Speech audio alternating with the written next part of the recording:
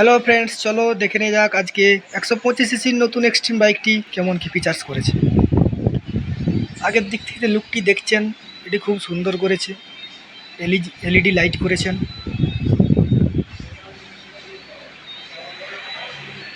সাইডের দিক থেকে লুকটি এরকম হবে। গাড়িটি খুব সুন্দর হয়েছে। সিটটি ডুয়েল সিট হবে।